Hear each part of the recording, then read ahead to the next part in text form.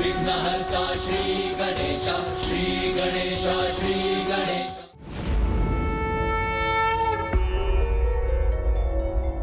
कौन है ये जिसके आगमन से मुझे किसी अनिष्ट का आभास हो रहा है?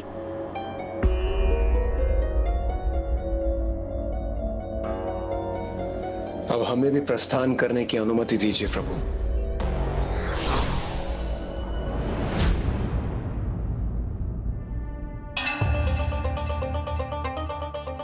अनुज गणेश, तुम्हारी चिंता व्यर्थ है, क्योंकि चाहे वो जो कोई भी हो, हमारे नंदी जी के समक्ष नहीं टिक पाएगा। नंदी जी उसे अवश्य ही संभाल लेंगे। मुझे रोकना तो दूर, तुम मुझे यहां से हटा भी नहीं सकोगे।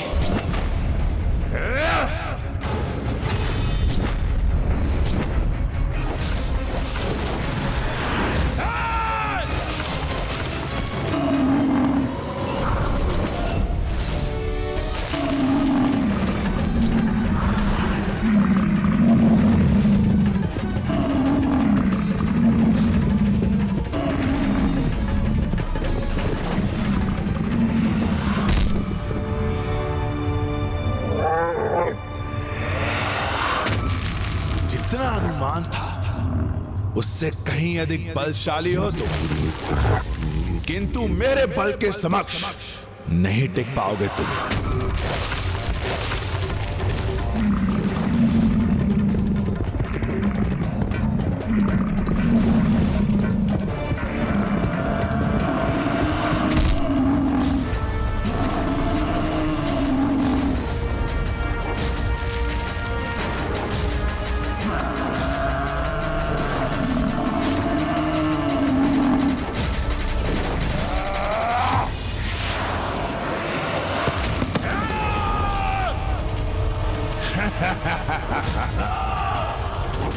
पुनः मेरे मार्ग में आने की भूल मत करना। मुझे अपने मार्ग से हटा करके तो दिखाओ। मैं तो अभी भी तुम्हारे मार्ग में ही हूँ। देखो, अपने चारों ओर खिंची हुई उस रेखा को देखो।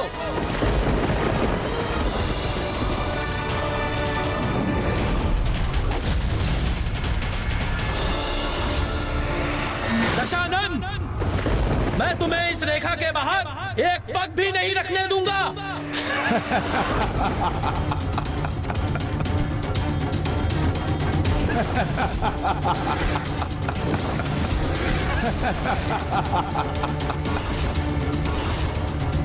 मुझे किसी सीमा में बांधने का सामर्थ्य नहीं है तुम में।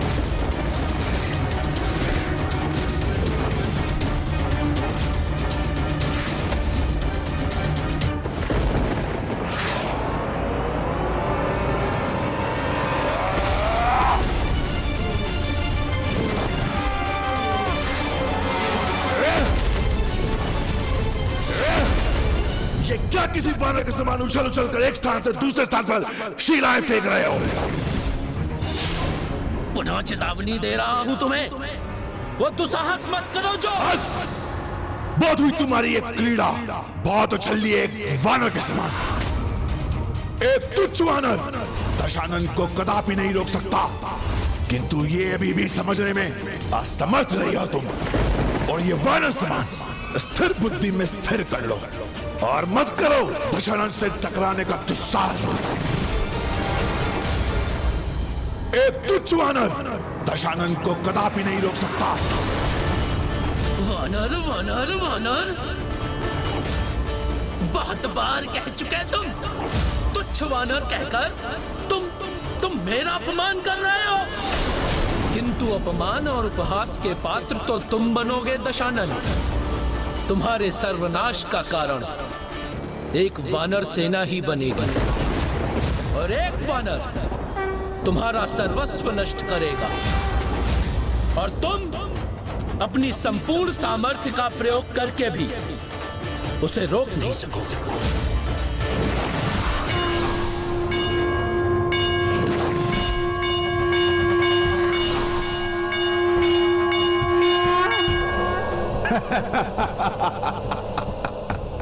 अज्ञात भविष्य का भय नहीं करता दशानन। वर्तमान में जीने का अभ्यस्त हूं मैं, जिसमें तुम मेरा मार्ग रोककर मुझ पर शिलाओं को फेंक कर प्रहार कर रहे हो, तो तुम अब देखो तुम्हें कैसे दूर उठा के फेंकता हूं मैं।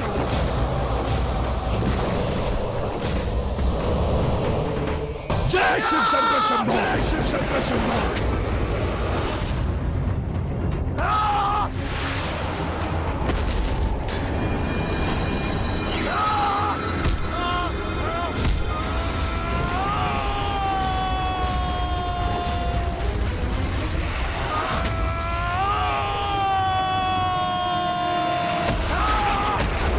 शिव शंकर शंभो, शिव शंकर शंभो। भैया, मुझे ऐसा क्यों आभास हो रहा है कि नंदी जी पर और कैलाश पर कोई संकट छाया है? भैया, हमें स्वयं जाकर वहाँ देखना चाहिए।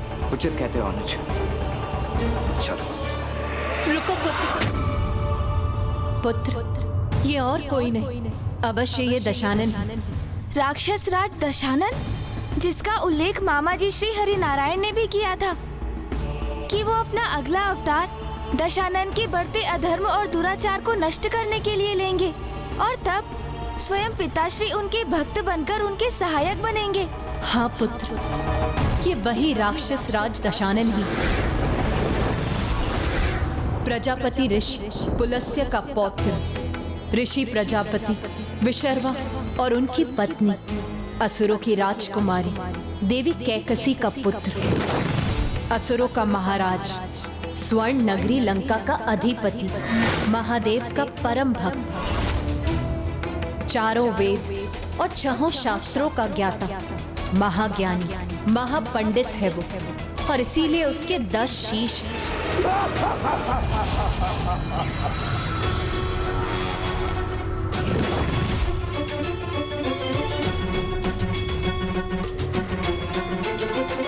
अवश्य वो महाबली असुर पुनः सदा स्वामी को अपने साथ अपनी स्वर्ण नगरी लंका में ले जाने के लिए आया। पिताश्री को सदा के लिए ले जाने, वो भी कैलाश से? पुत्र, इसके पूर्व भी वो 2 अन्य बार ये प्रयास कर चुका है और ये उसका 3रा प्रयास है पुत्र।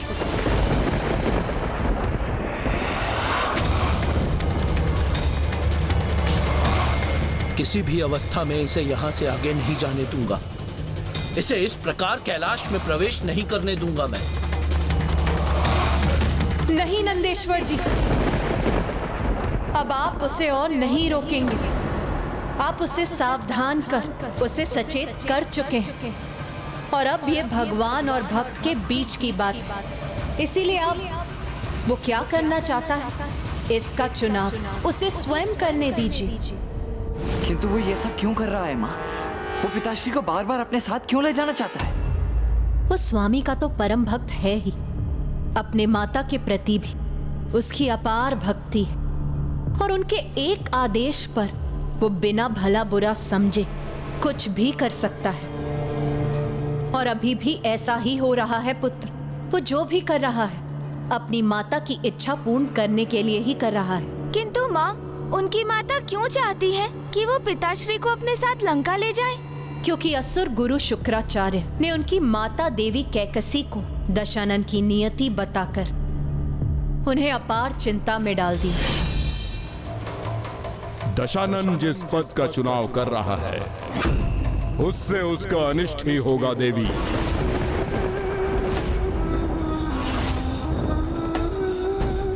दिन प्रतिदिन उसके अच्छे कर्म, ज्ञान और शिव भक्ति से संचित पुण्य उसके अत्याचार, अहंकार और अन्य पापों के कारण क्षीण पड़ते जा रहे हैं। उसका एक ही परिणाम है, उसका और समस्त असुर कुल का सर्वनाश।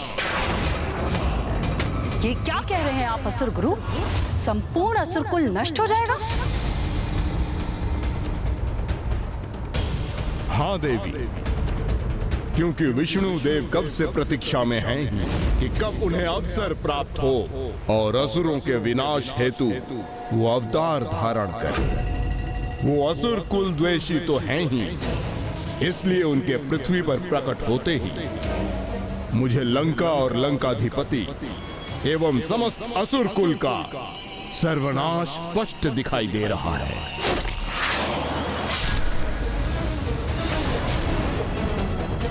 तो फिर इन असुरों के काल रूपी संकट को दूर करने का क्या उपाय है गुरुदेव?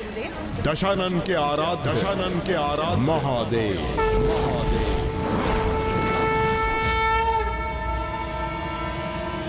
महादेव?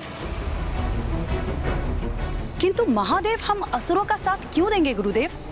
क्योंकि महादेव तो भोले भंडारी हैं। उन्हें तो सरल भक्ति से भी प्रसन्न किया जा सकता है, तो भक्ति के माध्यम से ही उन्हें लंका लेकर आना एकमात्र शेष उपाय है। और जहां महादेव होंगे वहां विष्णु कभी आक्रमण नहीं करेंगे। स्मरण रखिए देवी कैकशी, यदि दशानन को शिव का साथ प्राप्त हुआ तभी दशानन सुरक्षित रहेगा। यदि दशानन को शिव का साथ प्राप्त नहीं हुआ तो दशानन को विनाश से कोई रक्षित नहीं कर सकेगा।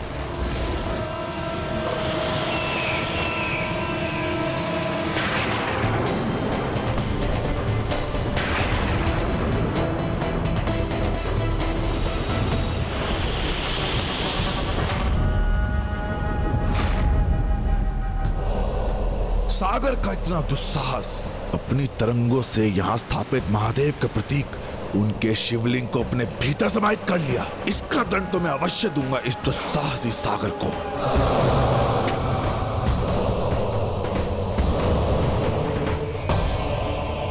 प्रणाम माता, प्रणाम असुर गुरु शुक्राचार्य।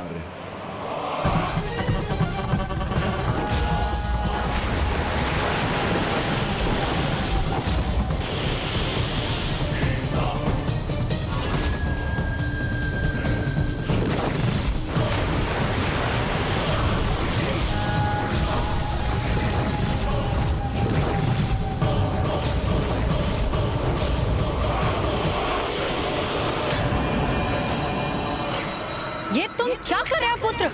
अब इस सागर को मैं कठोर दंड दूंगा। इसने मेरे माँ के पार्थिव शिवलिंग को अपनी तरंगों में सम्मानित करने का दुस्साहस कैसे किया? अब मैं भी इसकी एक भी तरंग शेष नहीं रहने दूंगा। पूर्ण रूप से सुखा दूंगा इसे।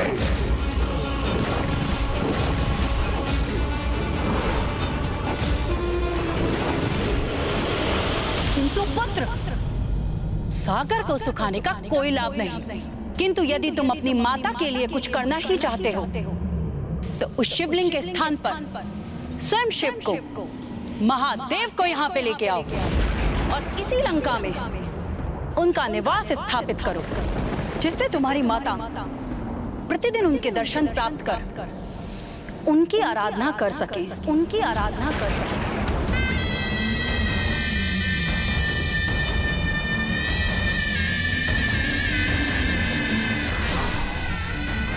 आप यही चाहती है ना माता?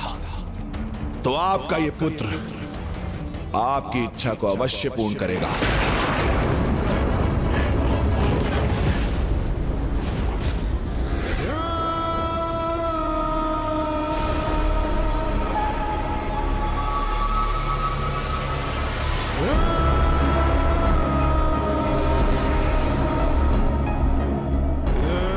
यदि शिव यहाँ रहेंगे तो विष्णु देव लंका को नष्ट करने का विचार तक नहीं करेंगे। तो फिर ना तो मेरे पुत्र को क्षति पहुंचेगी, ना असुर कुल को, और ना ही लंका को।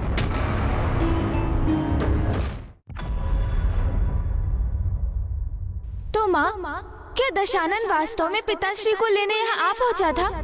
हाँ पुत्र, उसने यहाँ आकर बिना अनुमति प्राप्त की जटाटवी करज्जुर प्रवाह अति शीघ्र चलो कैलाश की ओर। लंबिताम संग तुंग मालिकाम डमट डमट डमट डमन्निनाद मट्टमर्वयं चकार चंड तांडवं करोतु नः शिवं। जटाकटाह संभ्रमक्रमन्निलिम्प निर्झरी विलोल वीचि वल्लरी विराजमान मूर्धनि धगज्ज्वलल्ललाट पट्टपावके किशोर चंद्र शेखरे रति प्रतिक्षणं मम।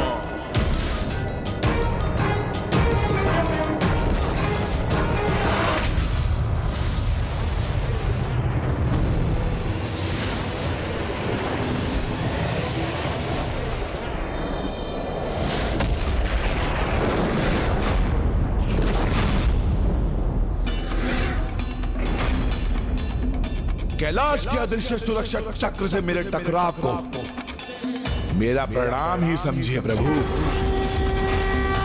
मेरे आराध्य, मेरे प्रभु शिव शंकर शंभू कैलाश में मुझे प्रवेश करने की अनुमति नहीं देंगे तो आपको स्वयं मुझसे भेंट करने यहां आना ही होगा,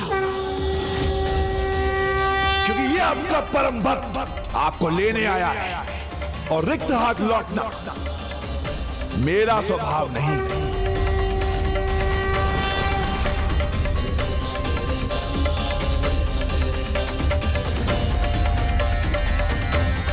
जय शिव शंकर शंभू।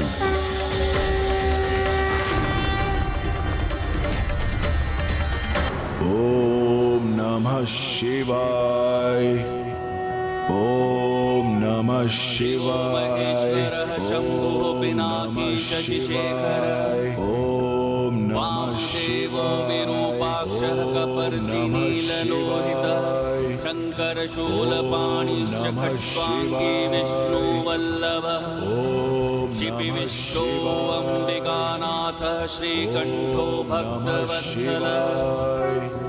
ओम नमः शिवाय, ओम नमः शिवाय। हे महादेव, हे शिव शंकर शंभू, मुझे दर्शन दीजिए, दर्शन दीजिए मुझे प्रभु।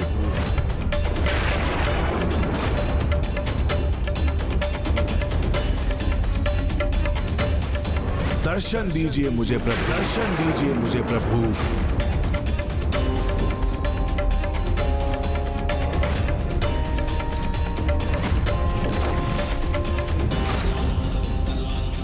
प्रतीत होता है मेरी भक्ति, मेरा आपके प्रति समर्पण में कुछ कमी शेष है महादेव, इसलिए आप मुझे दर्शन नहीं दे रहे हैं।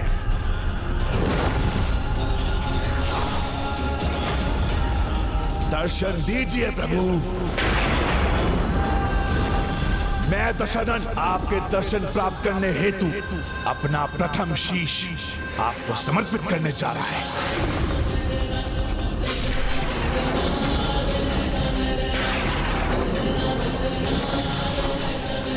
अब दशानन आपको अपना द्वितीय शीश अर्पित करेगा।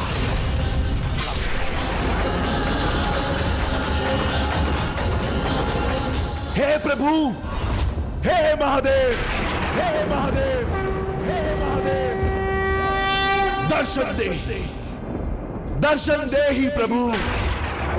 अभी आपको दशानन अपना दशम एवं अंतिम शीश समर्पित करेगा।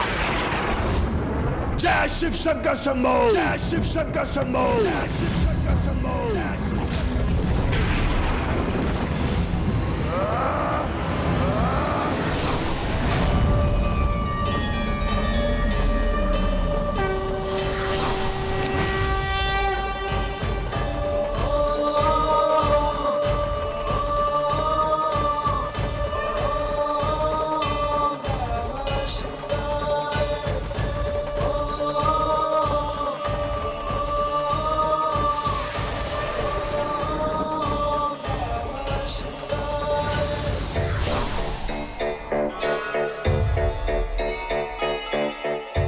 हे प्रभु, मैं आपके दर्शन पाकर कृतार्थ हो गया।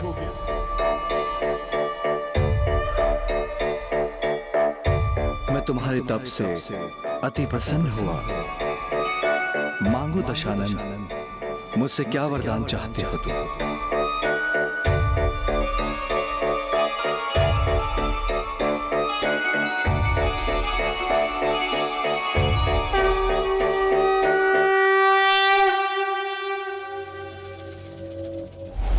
तो क्या उसने पिताश्री को अपने साथ लंका चलने के लिए कहा?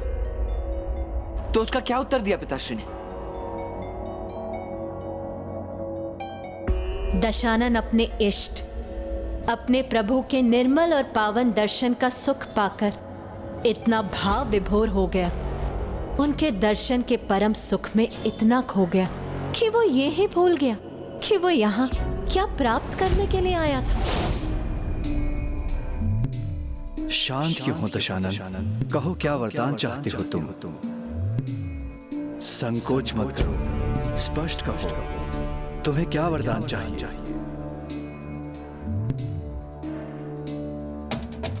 आपके चरणों की धूल, आपके चरणों की धूल चाहिए प्रभु मुझे।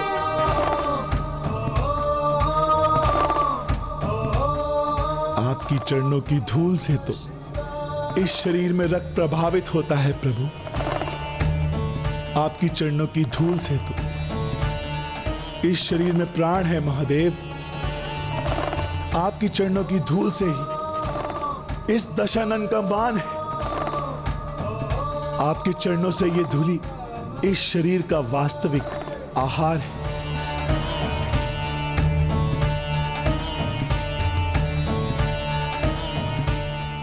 और जब ये पावन धूली अब मुझे प्राप्त हो ही गई है प्रभु, तो मुझे आपसे और क्या चाहिए?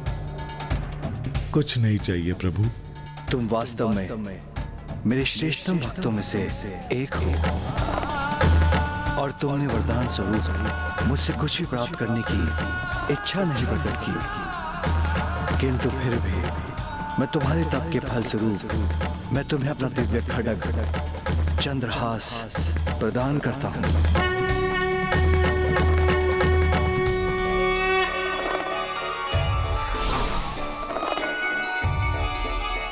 अब तुम इसे स्वीकार करो वत्स।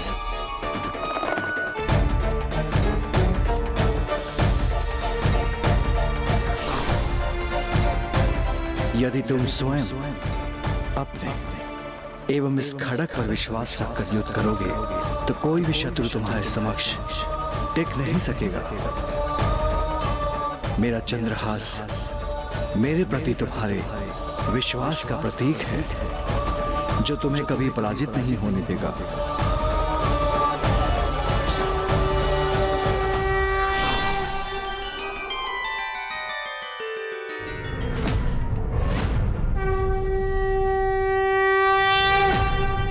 तो उसने पिताश्री को अपने साथ चलने के लिए भी नहीं कहा, बस चंद्रहास प्राप्त कर लौट गया। वो भक्ति का ऐसा ही अनोखा प्रभाव होता है, जिस पर उसका अनोखा प्रभाव छाता है वो उसी भक्ति में लीन हो जाता है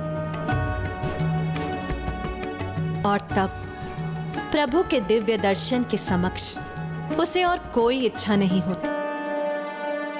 इस प्रसंग के उपरांत दशानन प्रभु महादेव के मन में अपना स्थान बना चुका था, किंतु ये उसकी माता के लिए पर्याप्त नहीं था।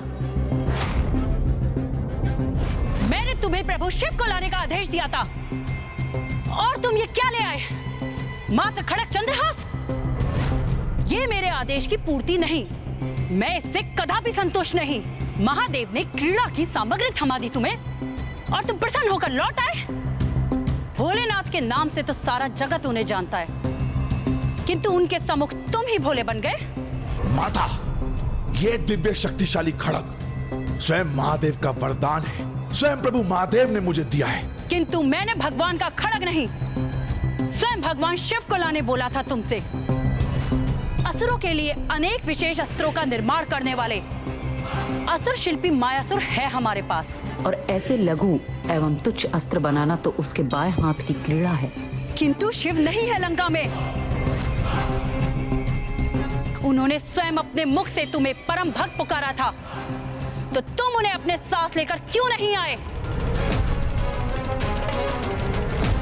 मुझे क्षमा करना माता, मैं प्रभु महादेव की भक्ति में मंत्र मुक्त हो गया था, किंतु अब पुनः ऐसा नहीं होगा। आप चिंता न करें माता, मैं इस बार फिर जाऊंगा और महादेव को अपने साथ लंका अवश्य लेकर आऊंगा।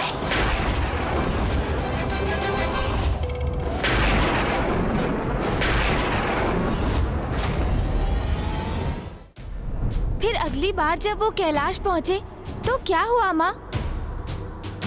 इस बार दशानन का निश्चय और भी दृढ़ था। इसीलिए इस बार जब वो कैलाश पहुंचा तो सर्वप्रथम उसने कैलाश की परिक्रमा की और फिर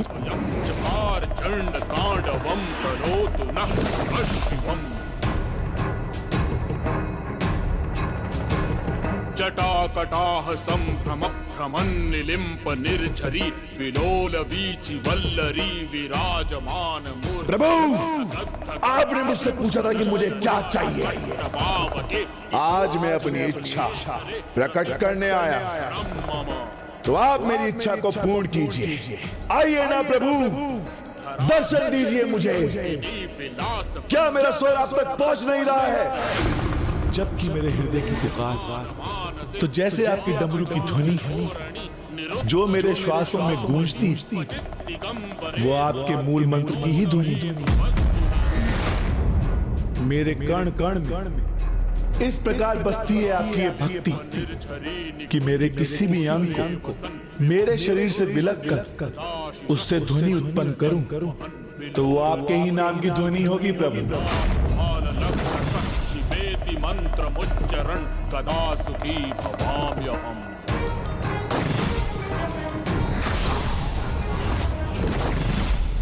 जब वो प्रथम बार आए थे तब उन्होंने अपना शीश समर्पित किया था, तो अब क्या वो कुछ ऐसा ही करने वाले थे माँ? दशानन पर तो जैसे भक्ति का उन्माद छाया था, इस बार उसने अपनी आंत को ही अपनी शरीर से बाहर निकाल उसने वीणा के समान ध्वनित करना आरंभ कर दिया।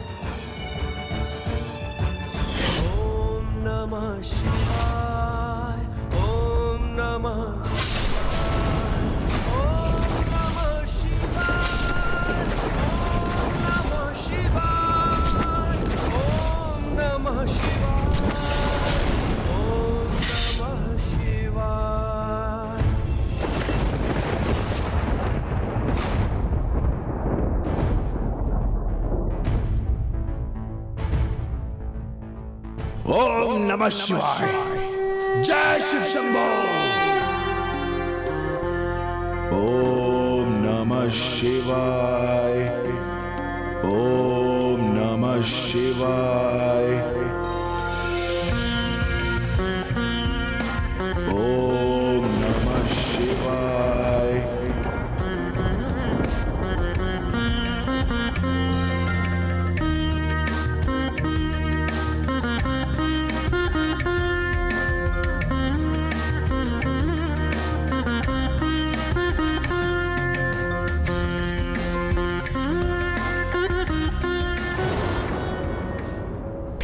फिर क्या हुआ माँ? इस बार मात्र प्रभु ही नहीं, मैं भी उसकी अटूट भक्ति से प्रभावित हुई।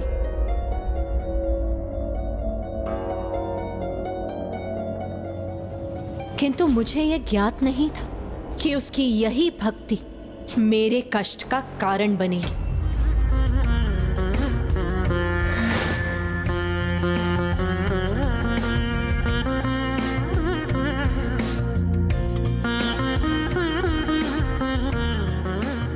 स्वामी, अद्वितीय है आपका भक्त और उसकी भक्ति प्रभु। हम दोनों के दर्शन प्राप्त करने के योग्य है वो।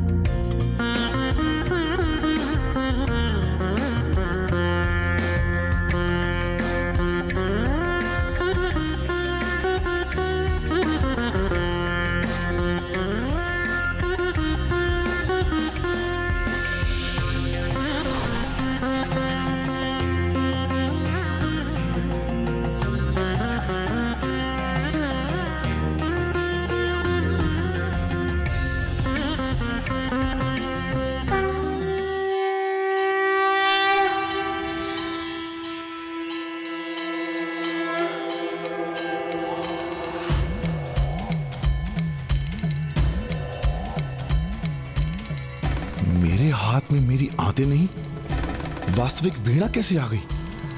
अवश्य मेरे प्रभु महादेव की कृपा से ही संभव हुआ है ये।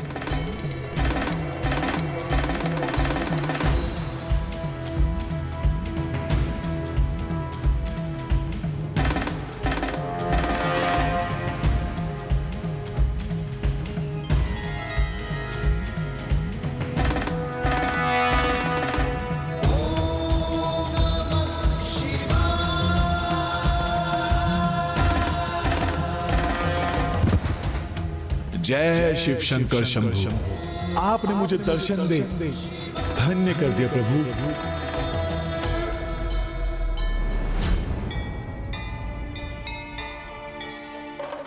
हे प्रभु, इससे पहले मैं आपका दिव्य मुखमंडल निहार कर आपकी भक्ति के सागर में फिर से डूब जाऊं। मुझे वचन दीजिए प्रभु कि मैं आपसे जो भी मांगूंगा आप मुझे वरदान स्वरूप अवश्य देंगे।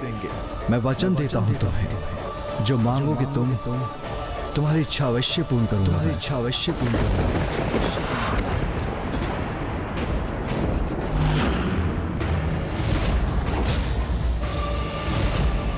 किंतु वो वरदान आपकी पीड़ा का कारण किस प्रकार बन गया माँ? ऐसा क्या मांग लिया था दशानन ने जिससे आपको अपार वेदना सहनी पड़ी?